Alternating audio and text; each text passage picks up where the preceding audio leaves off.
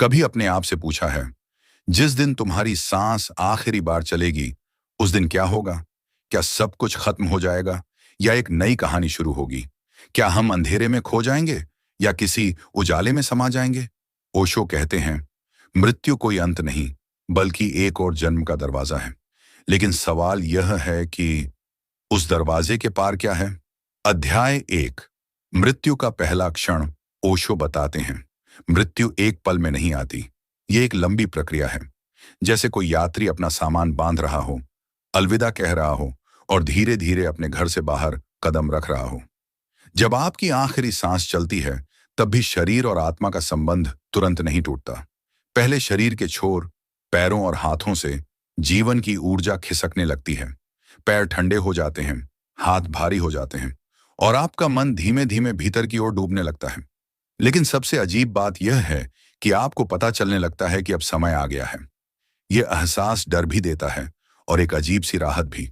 और यही वह क्षण है जब मृत्यु के बाद की असली यात्रा शुरू होती है। एक ऐसी यात्रा जिससे लौटकर कोई पूरी तरह वैसा नहीं रहता। अध्याय 2, शरीर से अलग होना। जब आत्मा शरीर से निकलती है तो सबसे पहला अनुभव होता है हल्कापन। आपको लगता है कि आप तैर रहे हैं। दर्द, भूख, प्यास सब खत्म। लेकिन यह नई आजादी अजनबी है। कई बार आत्मा अपने ही शरीर को देखती रहती है। लोग रो रहे हैं, चीख रहे हैं, कोई आपको हिला रहा है और आप सोचते हैं, मैं तो यही हूं, तो ये लोग क्यों कह रहे हैं कि मैं चला गया? कुछ आत्माएं यहां फंस जाती हैं। ओशो कहते हैं, अगर आपके मन में गहरी आसक्ति है, पैसा, रिश्ते, अधूरे सपने, तो आत्मा को आगे बढ़ने में मुश्किल होती है। वह घर के आसपास, परिवार के पास मंडराती रहती है, कभी सालों तक। अध्याय 3, प्रकाश का द्वार। जो आत्मा आगे बढ़ने को तैयार होती है, उसे एक अजीब सा प्रकाश दिखता है। यह प्रकाश इतना सुंदर होता है कि आंखें हटाना असंभव है। लेकिन यह सामान्य रोशनी नहीं, इसमें एक खिंचाव है, एक पुकार है, जैसे कोई कह रहा हो, घर आ जाओ। ओशो बताते हैं, यही पहला द्वार है, मृत्यु के बाद का पहला संकेत। अगर आत्मा इस द्वार से गुजरती है तो वह एक बिल्कुल नए आयाम में प्रवेश करती है। दोस्तों, अगर आप इस यात्रा के अगले चरण को जानना चाहते हैं तो वीडियो को अंत तक देखें, क्योंकि आगे जो होगा वह आपकी कल्पना से भी गहरा है। अध्याय 4, जीवन का चलचित्र। प्रकाश के भीतर प्रवेश करते ही एक अद्भुत घटना होती है। आपके पूरे जीवन का चलचित्र चलने लगता है। जन्म से लेकर मृत्यु तक, हर पल, हर घटना, हर भावना, सब कुछ एक साथ आपके सामने। यह न कोई भगवान का न्याय है, न कोई बाहरी सज्जा। यह आपका अपना मन है जो आपको दिखा रहा है आपने किसे चोट पहुंचाई, किससे प्रेम किया, किसे धोखा दिया, किसके लिए रोए। और यह अनुभव इतना तेज होता है कि आप सब कुछ महसूस करते हैं। वह दर्द भी जो आपने किसी और को दिया था, वह खुशी भी जो आपने बांटी थी। अध्याय 5, आत्मा के 5 लोक। ओशो कहते हैं, इसके बाद आत्मा अपनी चेतना के अनुसार 5 लोकों में से किसी एक में जाती है। 1, भौतिक लोक, जहां मोह में फंसी आत्माएं रहती हैं जो धरती पर वापस खींचती हैं। 2, सपना लोक, जहां आत्मा अपने ही भ्रम में जीती है, जैसे सपनों का संसार। 3, सूक्ष्म लोक, जहां आत्मा अगले जन्म की तैयारी करती है। 4, कारण लोक, जहां उच्च चेतना वाली आत्माएं प्रवेश करती हैं। 5, मुक्ति लोक, जहां आत्मा जन्म मृत्यु के चक्र से मुक्त हो जाती है और यहीं से तय होता है कि आपकी अगली यात्रा स्वर्ग होगी, नर्क होगी या आप फिर से धरती पर लौटेंगे। अध्याय 6, पुनर्जन्म का रहस्य। ओशो बताते हैं, पुनर्जन्म कोई सजा या इनाम नहीं, बल्कि अधूरे पाठ को पूरा करने का अवसर है। अगर आपके भीतर इच्छाएं बाकी हैं तो आप फिर लौटेंगे। अगर आपका प्रेम अधूरा है तो आप फिर लौटेंगे। अगर आपकी चेतना अधूरी है तो आप फिर लौटेंगे। लेकिन अगर आप पूर्ण हो गए, अगर आपने जीते जी खुद को जान लिया, तो फिर लौटने की जरूरत नहीं। अध्याय 7, मृत्यु से पहले तैयारी। ओशो का संदेश साफ है, मरने से पहले मर जाओ। इसका मतलब है अहंकार, मोह, लालच, डर, इन सबको अभी छोड़ दो, ताकि जब मृत्यु आए आप मुस्कुराकर कह सकें, आओ मैं तैयार हूं। ध्यान, प्रेम और जागरूकता, यही वह साधन है जो आपकी मृत्यु के बाद की यात्रा को आसान बनाते हैं। अध्याय 8, अंतिम सत्य। मृत्यु के पार जाने के बाद आप समझते हैं आप कभी मरे ही नहीं थे। आप सिर्फ एक घर छोड़कर दूसरे घर गए थे। शरीर बदला है, आप नहीं।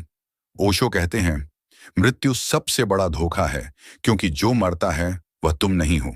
दोस्तों, मृत्यु से डरना बंद करो, उसे गले लगाओ, क्योंकि वह तुम्हें एक नए जीवन में ले जाएगी। अभी से जीना शुरू करो, जागो, ताकि जब वह आए तो तुम कह सको, मैंने सब कुछ जी लिया, अब मैं तैयार हूं।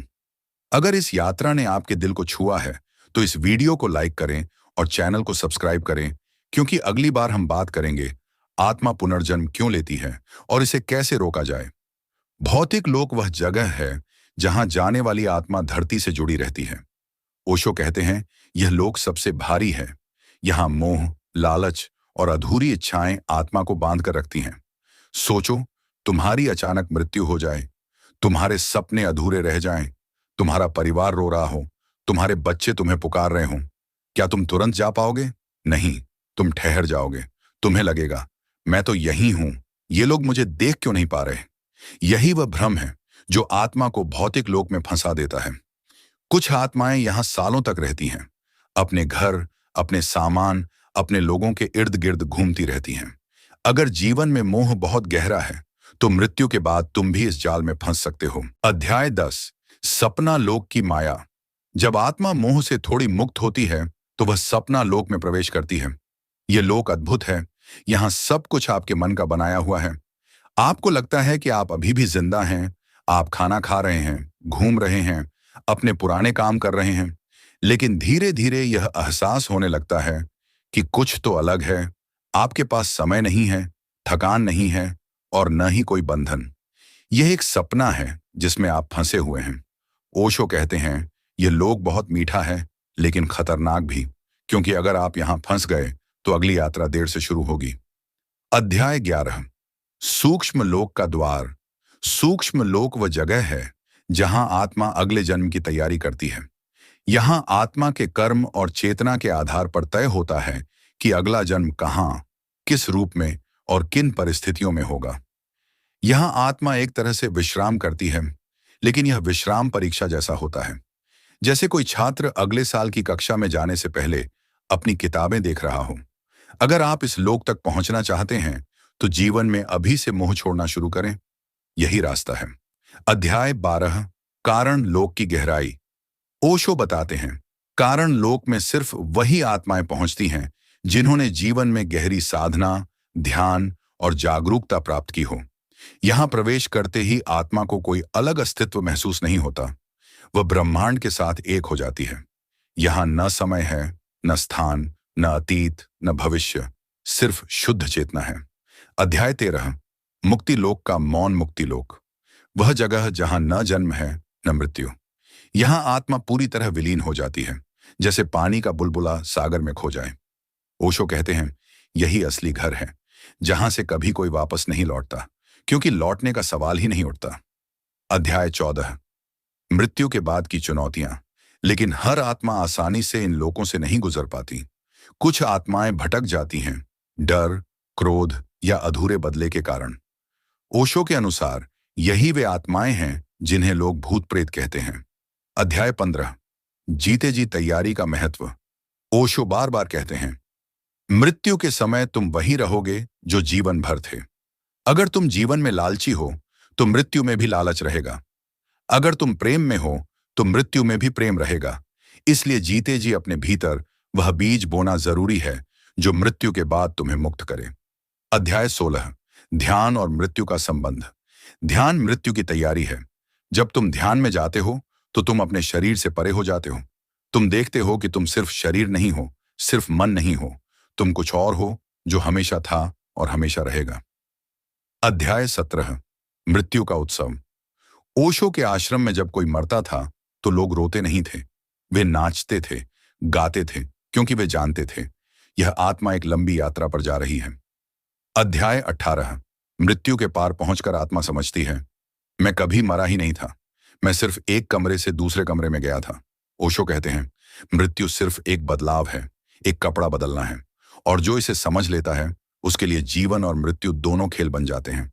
मृत्यु से डरना बंद करो, उसे पहचानो, उसे गले लगाओ और जीते जी जागरूक हो जाओ, ताकि जब वह आए तो तुम मुस्कुराकर कह सको, आओ, मैं तैयार हूं। अगर यह यात्रा आपके दिल को छू गई है, तो इस वीडियो को लाइक करें और चैनल को सब्सक्राइब करें, क्योंकि अगली बार हम बात करेंगे आत्मा पुनर्जन्म क्यों लेती है और इसे कैसे रोका जाए। धन्यवाद।